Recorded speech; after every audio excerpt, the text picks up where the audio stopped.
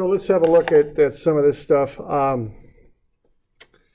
Let's see. Yeah, I'm going to change this. I kind of offset some of the problems there, so we'll make this due Monday, okay?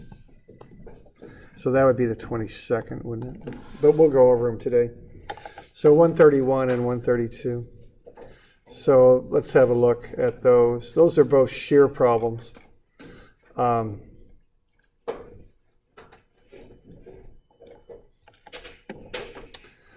right, so let's see if we can find the shear stress in the glued joint there. Now, this one's a pretty straightforward one. I think we'll, I don't know, are there questions on 131 that have come up? It's quite straightforward. I think I give you the answer to it too, so I probably will leave it to you unless you've got questions on it. No, I don't think you gave us the answer. Oh, okay. Well, all the same. Oh, let's see. I'm going to get an answer.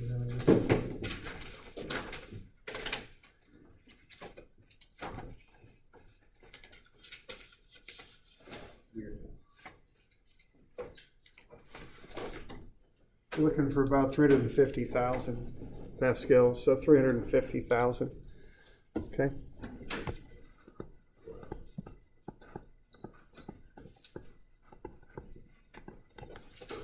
So there you go. Okay. Is that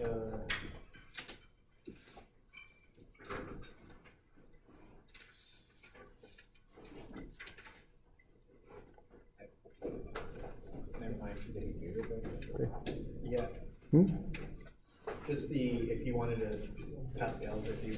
Oh, Pascal is a Newton. Is it would you say 0.35 megapascals? You could. I mean, yeah, that's 35,000 newtons per meter squared. It's 0.35 meganewtons per meter squared, so it's 0.35 megapascals. It's 350,000 pascals. You know, there's a lot of ways to express that, I guess. So, all right. So, if I mean, in the structural world, I imagine they'd say 0.350 megapascals is what they'd call it. Okay. There's different things you could call it out as. Okay. The capital M meaning a million. Okay. We're good with that? Okay. Now the next one here gets a little trickier. You got to do a bit of statics with this. And if you run through the statics, what you're going to find is the reaction, of course, is equal to what you pull with. So the reaction is 120,000 newtons.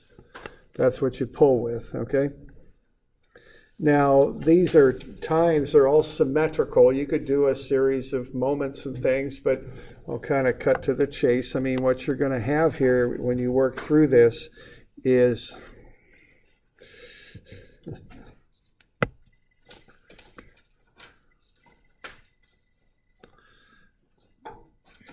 you're going to have forces like this in the tines. Everything will be symmetrical.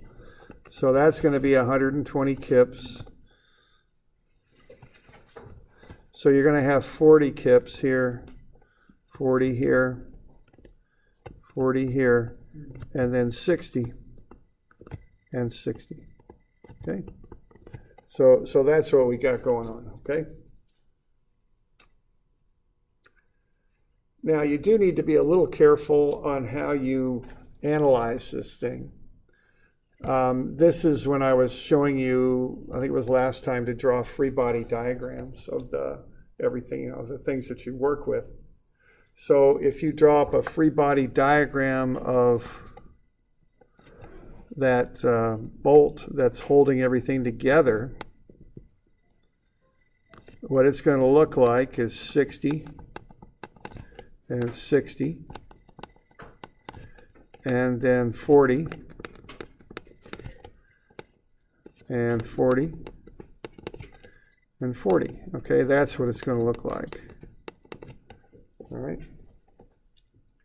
So if you want to figure out what the internal forces are on that thing, what you're going to do is you're going to make cuts through it at the places that you're interested in. So if you want to know what's going on at A, you'll make a cut like that, okay? And you'll draw up a free body diagram. So what you'd get out of the free body diagram would be this. Okay, you're cutting through the bolt at A. What's going on is you've got 40,000 pounds going back, and then you've got the internal shear at A, which you don't know, okay? That's what's happening. So if you pull on that bolt as shown, that's the free body diagram that would show what's happening inside of A. So if you sum forces in the x direction, set them equal to 0, what you're going to have is negative 40,000 newtons, or that's pounds, isn't it? Yeah, pounds. Plus the internal force at A. So what the internal force at A will be 40,000. Okay, like so. So that's the internal force at A. Now, if you come down to B, what you're going to have is 40 going that way and 60 going this way, okay? So if you go sum of Fx and set that equal to 0, you're going to have minus 40,000 pounds plus 20,000 pounds, or excuse me, plus 60,000, my bad. And then if I put VB here, I would put plus VB, okay? Now you can see what VB will equal then. It's going to be 20,000, and it's going to be negative as I have it drawn. So what that means is VB will actually be 20,000 pounds to the left. Okay?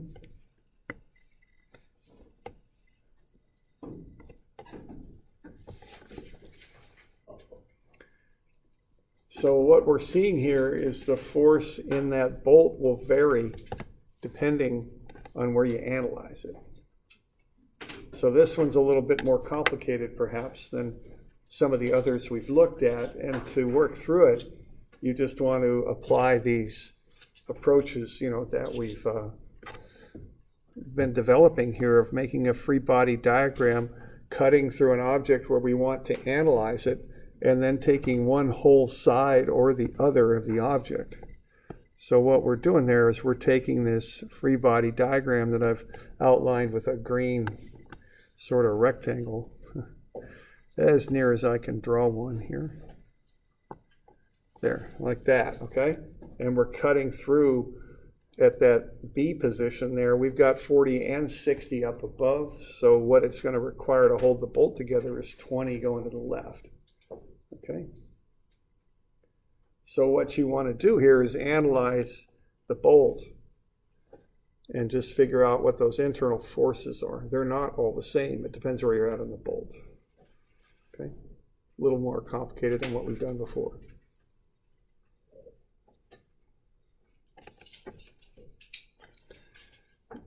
You all okay with that?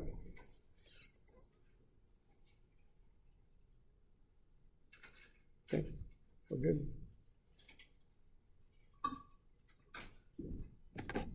All right, so what we get then for the shear stress, you just take that shear over A, so tau max, being as the area is always the same as V max over A, and then you can figure that out. Okay.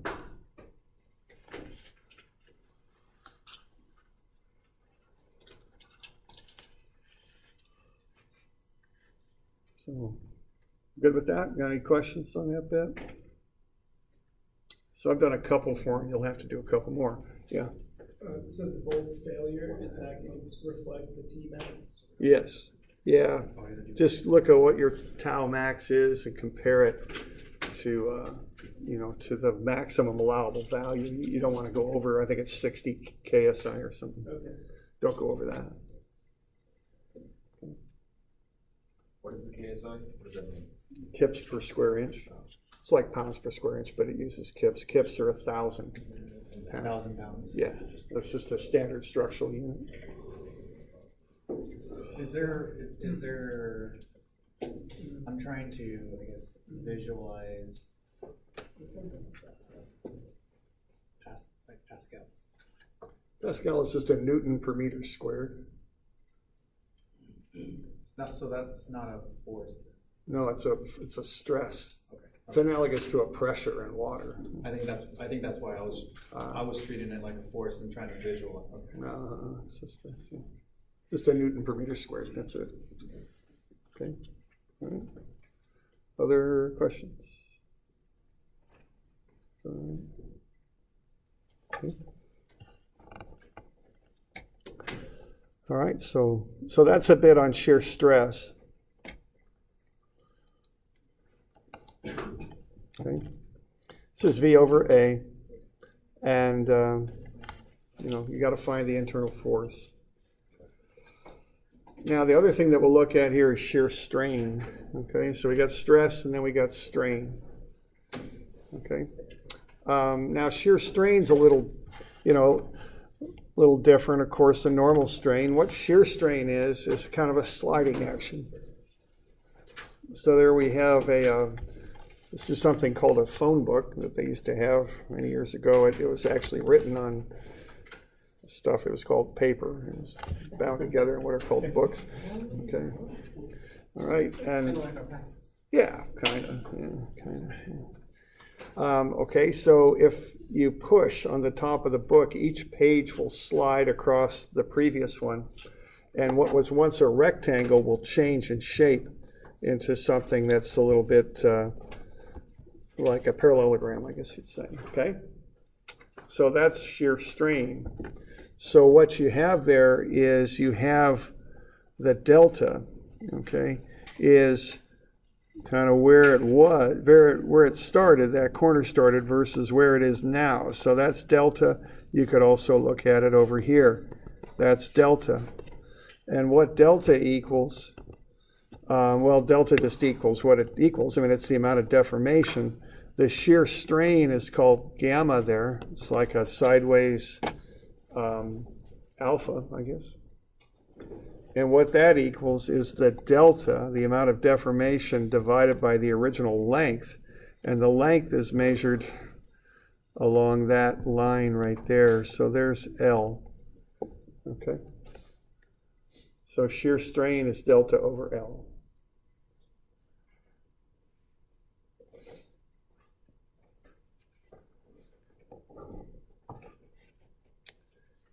So we're doing all right with that. Shear strain is delta over L.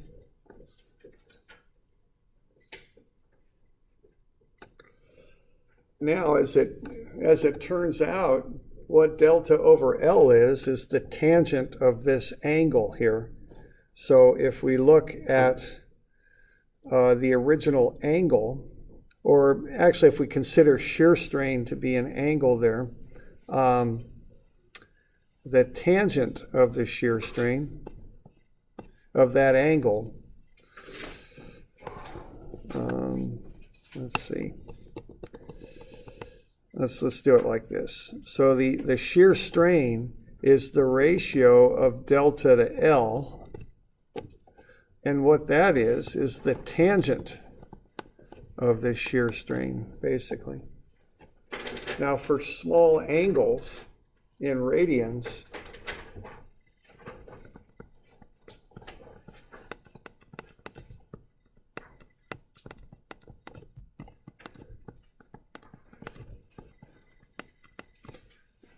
tangent of gamma there is equal to gamma, okay? So for a small angle in radians, the tangent of the angle is about equal to the angle itself. And why don't we just check that. You're probably suspicious that I'm lying to you, so let's see. What's the tangent of 5 degrees? So yeah, that's actually a large angle for what we're talking about, but let's just take the tangent of 5. 0.0875 basically. Does that look about right? Okay. Now what's 5 degrees expressed in radians? What do? We take it times pi, because there's pi radians in 180 degrees. So we multiply it by that ratio. So 5 times pi. This will convert the 5 degrees into radians. And then we'll divide it by 180.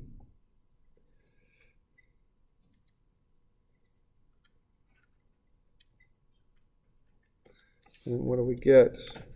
0.0873. Okay.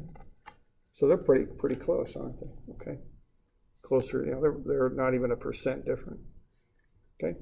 And 5 degrees is a pretty big deflection angle for a metal, certainly, for something like you'd use in a structure. That's pretty big. So this works pretty well, okay? So there's actually 2 ways to express the shear strain. One is as delta over L, but the other way is to call it an angle. They often do it. They often just describe shear strain as an angle in radians. Sometimes it's convenient to do it that way. So you could see it expressed either way. Kind of odd, but that's how it's done. All right. Now, a couple little things here. Positive shear strain, the angle, the original angle, which I'll call theta, decreases. So this is positive shear strain here, whereas with an increasing angle, that's negative shear strain. So that's just how the sign conventions work on this. Okay.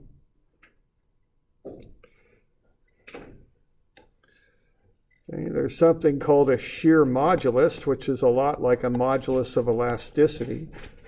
It's just done for shear. Okay, and that equals G.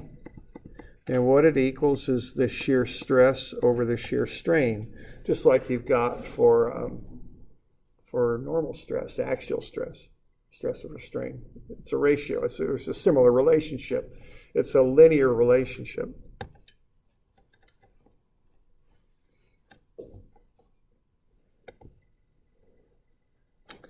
So what you get for materials are 3 common constants. Modulus of elasticity, which is E, shear modulus, which is G, and then nu, which is Poisson's ratio.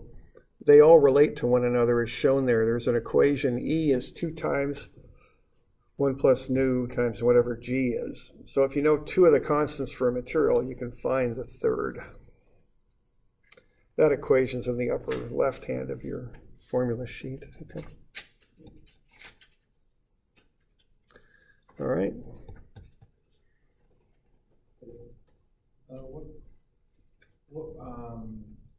For going back to the tangent for small angles, yeah.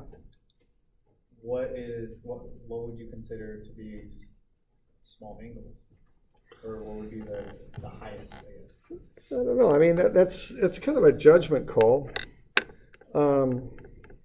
Let's just, I don't know, let's check it out. I don't really know the answer to that. I think around 12. 12? Okay. All right. Yeah, I was thinking 10 or, yeah, thereabouts, but 12, you just ran 12 and your 10% error at 12? Okay. So yeah, 10, 12. Okay.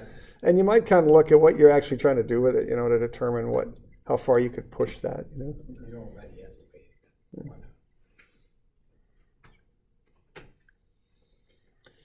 All right. All right, so let's kind of look at a few things. This is on page 120, but what is E?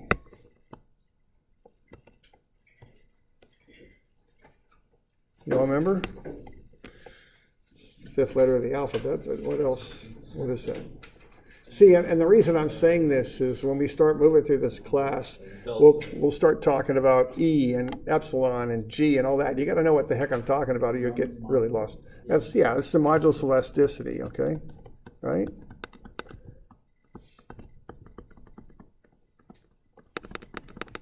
Right, that's sigma over epsilon.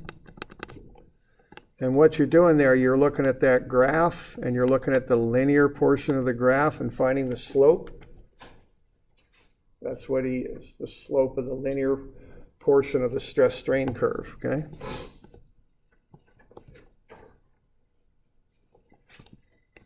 What's that? What do you call that thing? Normal strain? Yeah, that's normal strain. How do you pronounce it? What would I say if I'm calling it out? Epsilon? Epsilon, yeah. Okay. Delta over L, right? Strain? Or sigma over. Yeah, you could work that formula backwards. Sigma over E will get you the strain too. Yeah. Well, that's what's still on the sheet. There's two different. Oh, okay. Yeah, okay. So either way, yeah. And both ways. And it just depends on the situation. You might use either way to get to it, depending on what you're doing. What's that? It's not strain. It's, Definition? yeah, deformate. Well, it's got a lot of words for it, and luckily they all begin with D. Deformation, delta, and sometimes deflection, whatever you want to call it. It's how something moves. Okay, that Greek letter is delta, right? Okay, that's just how much longer or shorter or how something moves when you apply a stress normally.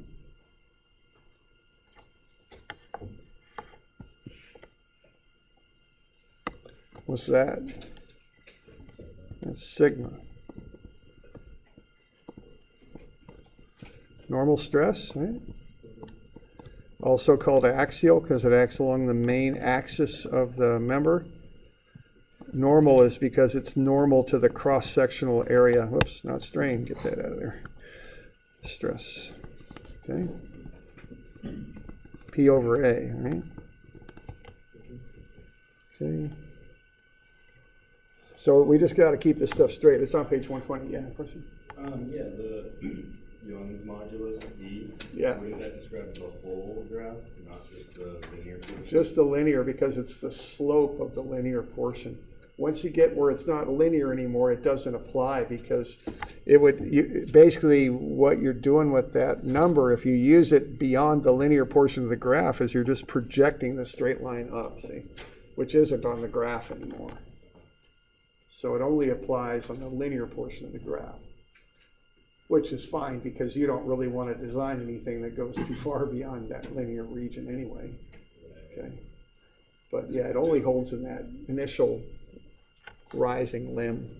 Once you start yielding, it's a meaningless number. Okay. Are the graphs always sigma over epsilon? Yeah, they always are. Sigma's the Y, epsilon's the X. That's a given. Okay.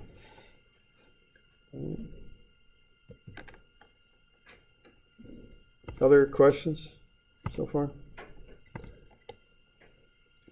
And I'm kind of speaking from experience. I took this class in a summer term. It was 5 weeks long. And I was taking dynamics when I took this, and I was working 20 hours a week or something. And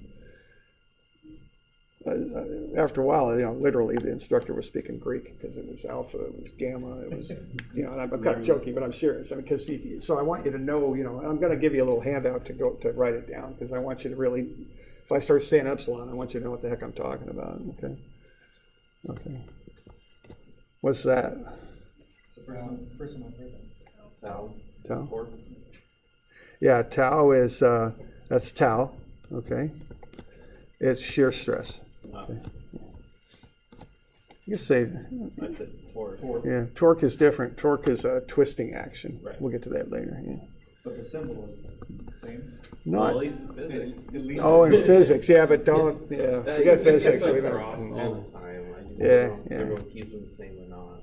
Okay, Yeah. so for strings, if we're referring to any kind of torque, are we just going to refer to T. momentum? Or sorry, to moment? We'll call it T. Okay. for torque, but not tau. Tau, So moment was only for Well, statics? no, it is a moment. I mean, we call it actually torsion usually, or torque. Now, it is a moment, but it's a kind of a particular moment. Torque or torsion is the moment usually about a shaft of some type, you know, and so it is a moment, but it's a particular kind. It causes a twisting and wrapping of a drive shaft of some type, usually is what it does. So we call it torsion is usually what I call it. Torque and moment, you know, are... So a torsion is when you have a torque plus a twist. Well, a torsion is a type of moment. Okay. But it's like English is a type of language, you know, the moment is you know, the bigger category. Yeah. Torsion is a particular part of it, one particular type of it. Okay. Are those three-dimensional? Yeah, what I just did there is three-dimensional. Right. Yeah, okay. So there's a shaft coming out of the page and we're twisting it. Most other ones are just two-dimensional. Well, yeah, I guess, yeah, that's true. Yeah. You know, I think of torque or torsion as being kind of a, normally, you know, if you talk about torque, you're talking about what a truck can do or something that involves a shaft spinning in some regard, you know. So I think of it more in those terms. Okay. What's that? Yeah, it's gamma. Yeah. Shear strain. Yeah, shear strain. Okay. So it's the same sort of thing as normal strain, except it acts in a different sort of direction. So if you've got this and you push on it, the object will deform. So your delta's up there, whereas your L's down there. They're different. They're aligned differently than they are with normal strain. Now what's that? Yeah, probably that's an older handout. These days I just call it shear modulus. But it's modulus rigidity is another word for it. Okay, so just like with normal stress and strain, you got a similar relationship with shear stress and strain, tau over gamma.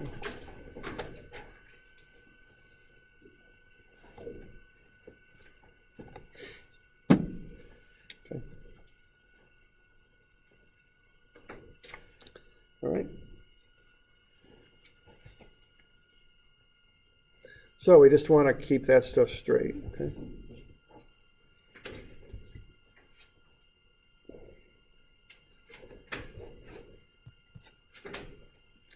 So let's say we've got one of those little hydraulic machines.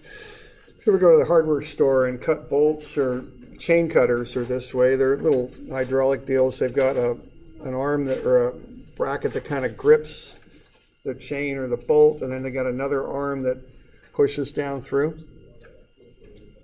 Okay. And what this is a shearing action. And when you start having trouble with shears is when the blades or the arms get loose and there's some space between them. That's when they start to work out so well. Okay. So this is page 190, this is where we're at. All right. So if we've got that, let's kind of figure this out here. Let's have a look. So we've got a gap between these two arms here on page 190. It's 0.15 centimeters, and we put a bolt in there, and we push down on it, and the bolt doesn't shear. What it does is it bends. It does this. Okay. It's got a 1-inch diameter, and we are applying 3,000 pounds or newtons to it when this occurs. We got Poisson's ratio there at 0.3. Let's find the shear strain in the bolt, the shear modulus for the material, and the modulus elasticity for the material. Okay. So why don't you start off and find the shear strain in the bolt, given the sketch you're given down there. Here's this area that's deforming right here. I've sketched it up in detail right there. So use the dimensions there and come up with the shear strain. if you would.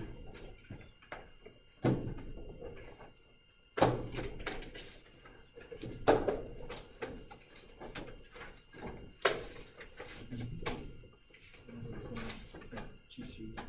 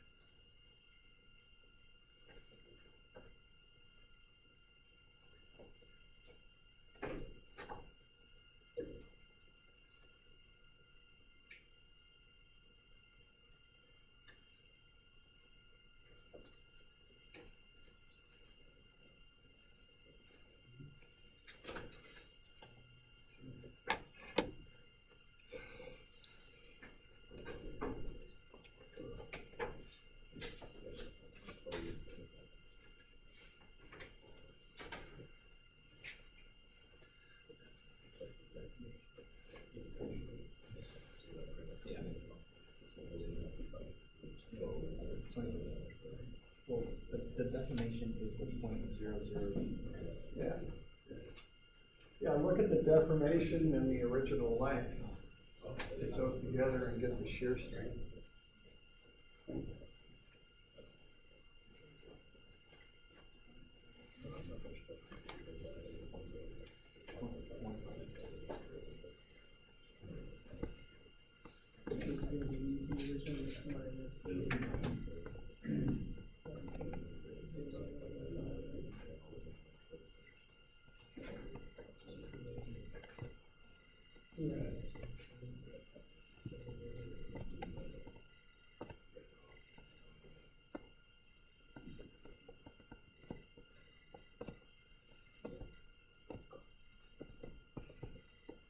How many zeros is it? Was it 2?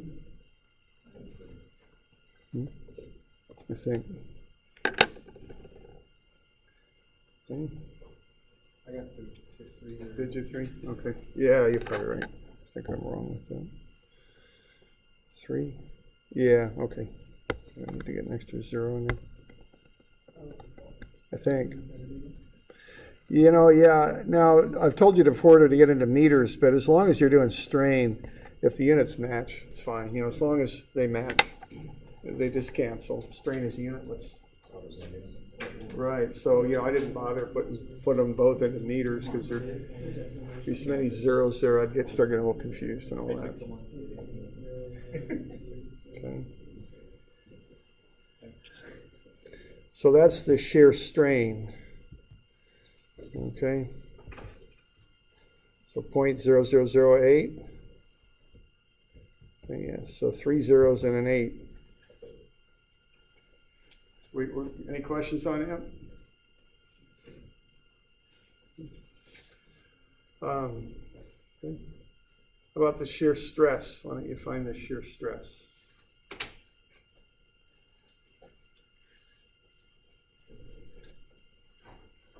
How would you describe what happens to that pipe in the middle, like bending? It's a pole, so it's solid. Right, but like that part where it's being formed. Yeah, it's And then like 1 inch, yeah, just call it there. Well, the bend is the 0.0012. It's occurring over a 0.15 centimeter gap. Right. So I guess I call it bending. It's like a bending moment. Not Well, like shear. no, I'm thinking, well, I mean, yeah, you're right. You could get into that a little bit. There's like that, yeah, I mean, if you Yeah, can see if right. there's like no There's- gap, that's obviously a shear. Yeah, there's an offset there. It's a pretty small gap, so, but I think you got a good point. You got a moment arm and a force, and you could call that a moment. Right, you could like bending until it breaks, but it's really a shear. Yeah. I mean, 0.15 centimeters isn't much of a gap. I mean, so I don't know. I think it'd still be kind of a shearing type motion, but I'd probably, if I had any doubts, I'd analyze it both ways and take the worst case, if I really, what I mean, if I'm in a situation like that, it's not quite so like it's this or it's that, it's like, well, I'll model it this way, I'll model it that way, and just be safe to make sure you're not breaking it. So shear stress is force over area, okay? So you need the force and you need the area.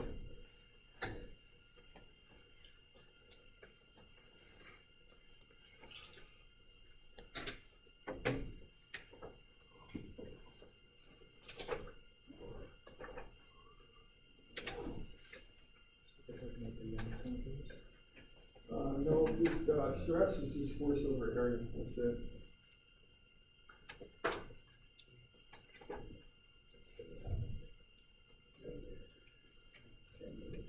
The shear modulus, the materials is the shear stress. Over the shear strain.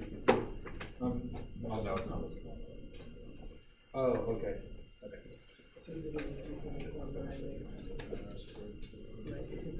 Wait.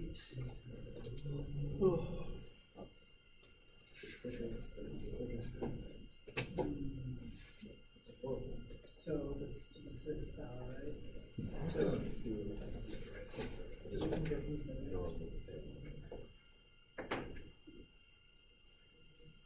You got It's almost like a 0.0. capital J hat. Yeah. It's a T with a hook on the bottom. So you're gonna have to go. Oh, if I do a T, then it's Oh, times 5. okay. I'll tell you, you learn something and then you just can't get it out. Yeah, And no. then it's gonna be 2,000 divided by that. Which gives me. Oh,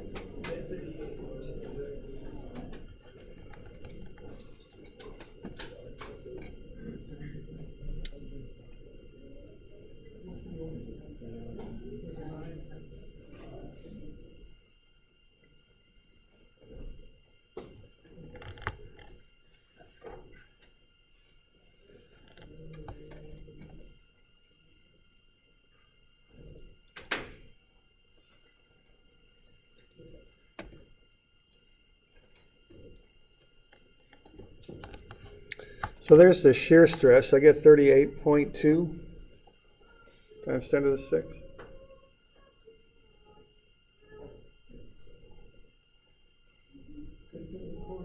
Mm-hmm. It's all good. That's a Pascal, right?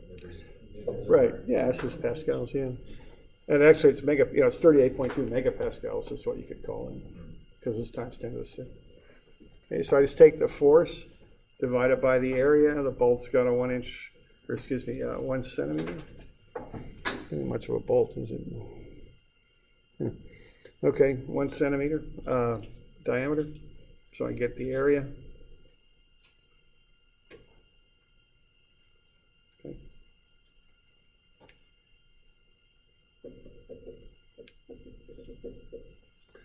All right, so we got the stress and the strain. What's that? It's not a megapascal, or You could, they're interchangeable. well, I mean, yeah, there's, you could call this, if somebody said, what's the stress, I'd probably say to them it's 30, oh, this thing still thinks I'm doing rectangles. Okay, we'll go there and we'll go here. If somebody asked me, what this thing is, I'd say it's 38.2 megapascals is what I'd tell them. That would be probably what I'd tell them. Okay. Okay. So we got the stress, we got the strain. What's the modulus, the shear modulus for this thing? What's the letter for shear modulus? G. Yeah, it's G. So what's G?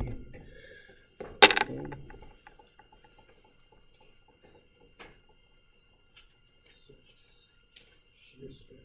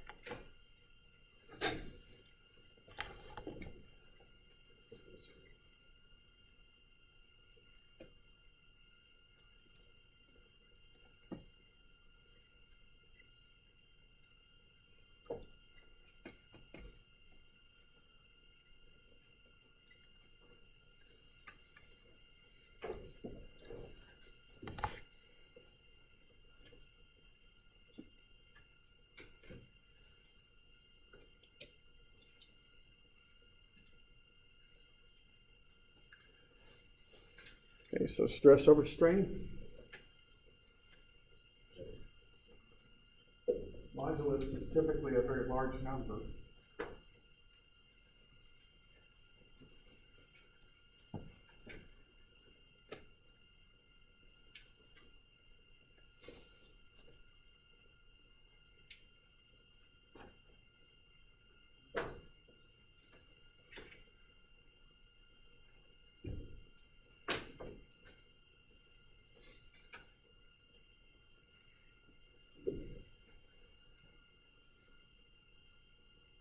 So you just take the stress divided by the strain to get the modulus. This is gigapascals. 10 to the 9 is giga.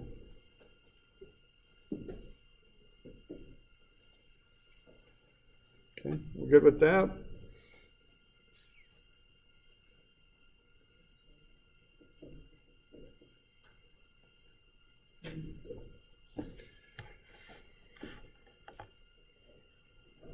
Okay. And then we're good with that.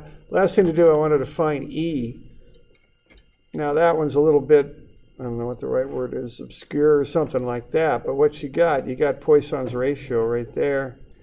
And then you got G. And there's a formula that you can use to tie everything together. It's this right there. E is 2 times 1 plus nu. Nu is Poisson's ratio times G. So you can plug the stuff into that and get what E is then. If you know 2 of the 3, E, G, and Poisson's ratio, you can find the third.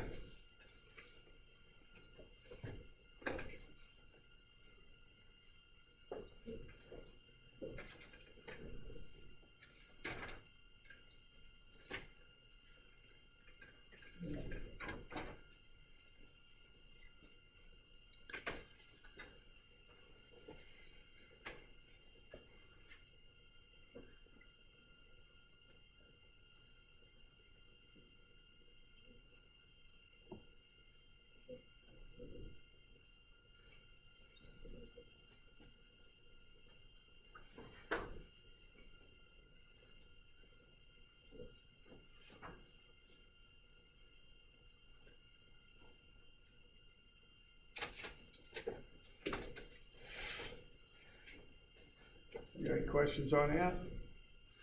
Some of these shear relationships?